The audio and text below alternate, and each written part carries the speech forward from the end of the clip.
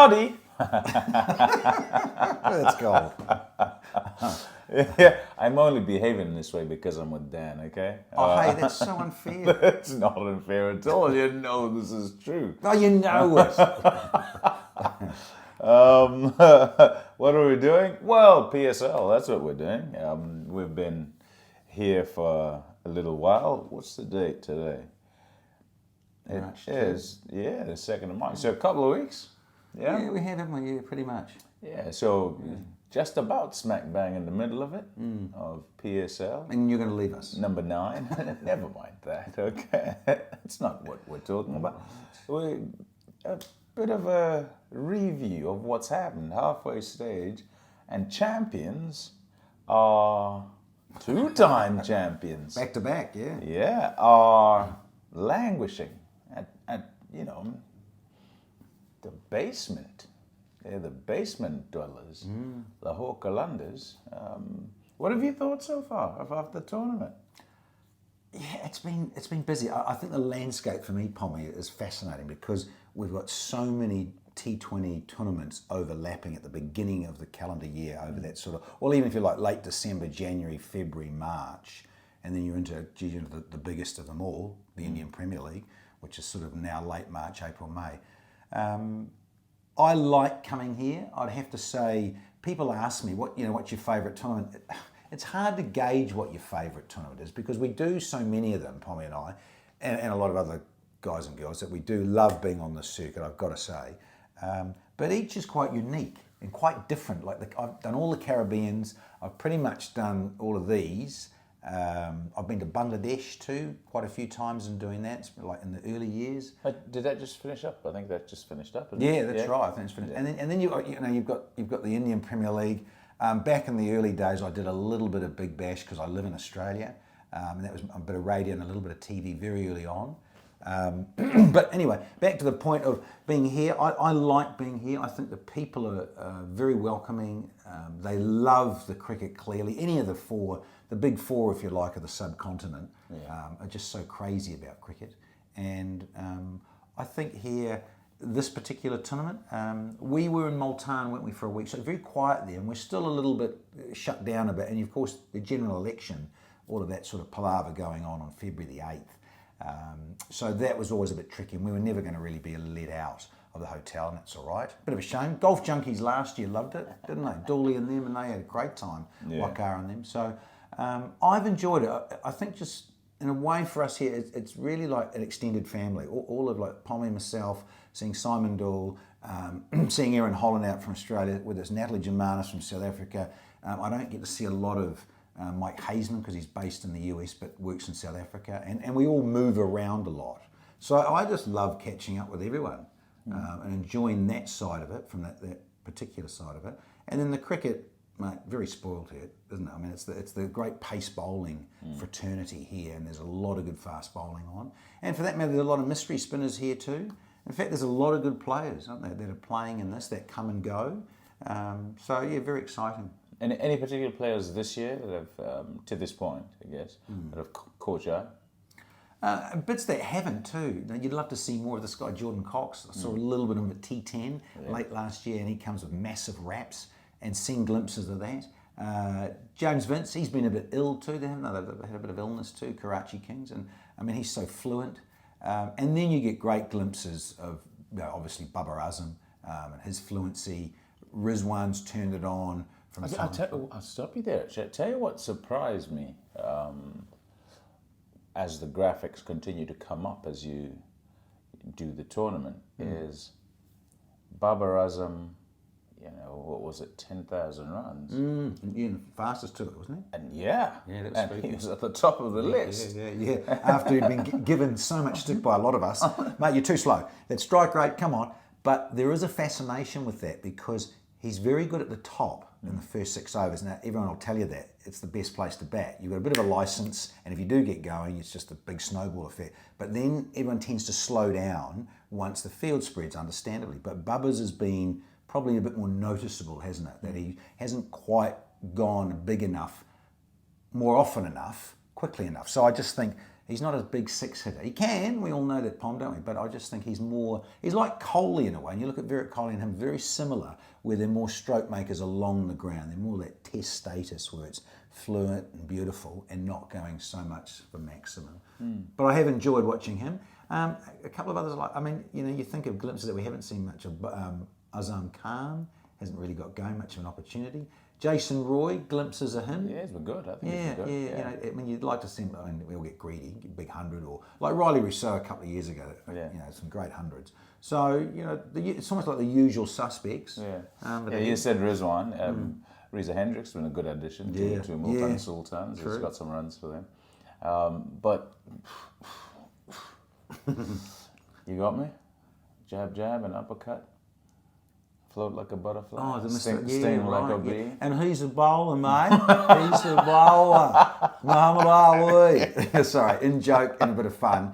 But Muhammad Ali. It's bizarre, isn't it? Because Muhammad Amir, and they get all that closeness, all right? And then seeing him, he's just, Again, I think guys in their first season, whether it's been Test cricket, one-day cricket, sight unseen, you can see a little bit of footage of someone, but until you play them up front and in your pocket, as it were, you don't quite know.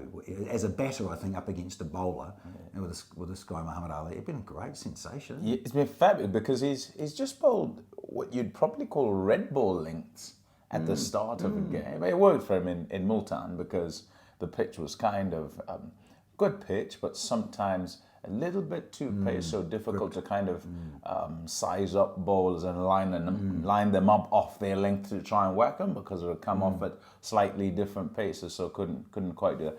But he hit that length really well. And then also in the next part of the game, he'd come back and he'd got a decent enough slow ball and hit that hole quite well at the back end. I mean, you said, fast bowlers heaven. These guys turn up and their skills are amazing, aren't they? Yeah, it's almost like a production line. It's almost, you look at India's production line of batters, if you like, and perhaps some spinners and mystery spinners, but certainly the pace bowling of Pakistan has always been exciting for me. I think that proof in it will be later on too, Pom, is that when Muhammad Ali gets to Pindi, where it can be flat, and certainly Gaddafi has been that way too. It's been a bit of a run machine for them. So that'll be interesting. And then coming back here to Karachi, it's been a little slow and low, isn't it? So that helps the quicker men with lots of variety and learning to have to do that. Yeah. What about the story of Khwaja Nafi? Decides that he's going to send in a show reel in order to get a bit of a show, and then goes to Bangladesh, doesn't it? And BPL ends up getting some sort of a show. It I suppose speaks to, you said many leagues all around the world, but many leagues translates to much opportunity available in many places, and this could be a guy, just from style alone, there's maybe been one innings that's been, full of substance, the 60 that he gets off 30 balls. But other than that, just glimpses how good it is to see these new guys turning up. And like you say, I think there's the other great stories that you hear of, like the great Wasim Akram. I mean, he was seen at the nets, getting an opportunity and bowling in sand shoes, very humble. And I think that again is the love affair, I think, for us coming to the subcontinent, because there's so many different actions. There's like since Malinga, Patirana and them, they're all just bowling out here at 3 o'clock, as we talk about on the clock, that sidearm angle. There's so many of them that have developed, and so you get these guys that get an opportunity that are not textbook, and then you get someone like Nafi. How good's that? I'm sending my show reel in, and give us an opportunity, and here we go. When he bats, it's still like he's sending a show reel. He's always like posing after he whacks. Hi, Mum. Yeah. Right. Okay. I said halfway to kind of finish off our catch up. I wonder if you have any thoughts on whether Multan and Quetta Gladiators are going to run away with it and they're going to be the two teams to beat, or you think Zalmi or someone else or anyone else, Karachi, Islamabad. I don't know if you think Lahore or Gonski or not. I think mentally, you can just, you read their body language, and also they lost Harris Ralph, Yeah. You know, and they already didn't have Rashid Khan Khan, because he's had his operation and everything. So and I also think even Shaheen Shah Afridi is a bit tired, and people go, oh look, you know, he's only young, but he's played every format for Pakistan a lot in the last 5 years. So I think he's a bit drained, to be honest. well, he probably just came back a little bit early from injury after, you know, not enough sort of rehab time. I think he's getting back to where he kind of needs to be, but he's doing it. Yeah, he's doing it in battle, you know, and that's quite hard trying to play catch up from there. So you reckon they're Gonski? I think so too. Actually, I think they probably shouldn't make it, even though, you know, win the rest of them and you could be there. So let's see, but unlikely. Come on then, who? Yeah, I do. I mean, you do like Multan for all those reasons we mentioned, and Rizwan, you know, at the top, and Reza, as you say, has been outstanding, hasn't it? And you need guys like that, like a Reza Hendricks, that can hold it together. I mean, Rassi did it for Lahore, but as I say, they're struggling. Yeah. And you do like Quetta, the Gladiators with their lineup. You know, they, in a way, if someone could come in for the kill at Karachi and 5 for 89, chasing 165, you thought, you know, and the two West Indians do it for them. So they have got that sort of talent. And Zelmi, I think when you get lifted by someone like Darren Sammy, he's one of those inspiring coach sort of guys and characters that suddenly you just lift with a couple of performances, and you do, and you get on a little bit of a roll. So yeah, you're right. You don't count them out, no doubt. Yeah. Okay. Do you have a winner? Well, I'm Morrison, and I used to be from Multan. There you go. So Multan Sultans, you think will win? I'd like them to. Agonizing last year. They lost by 1 run. Yeah, that's right. Oh man, they would love to win that. I reckon it's the Gladiators actually. I like them too. This year. I like Viv, and I like you, Shane Watson. Good guys. That's where we're looking. A halfway stage, it's kind of looking like that.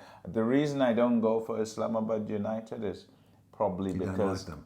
No, probably because I think that if they don't get much done up at the front, they seem a bit fragile through the middle. Yes. So that's why they could still do it. But yeah, they're not my pick. And it's not because these two teams we're picking are right up at the top of the table currently. It's just they seem to be put together quite nicely. Yeah. That's the first half done of the tournament. Let's see how it goes. Let's see if our predictions are anywhere near close. Looking forward to how it goes, actually. Thanks, Dan the Man. I've missed you. Have you? Yeah, we do. We don't see a lot of it. You don't get enough. I mean, we see that with the other tournaments.